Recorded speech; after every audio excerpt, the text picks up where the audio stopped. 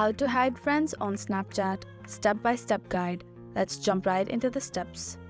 First off, open Snapchat, which can be downloaded through App Store. Now, go to the chat area and search for the friend that you want to hide the chat of. Now, tap and hold on their name, then tap on Chat Settings.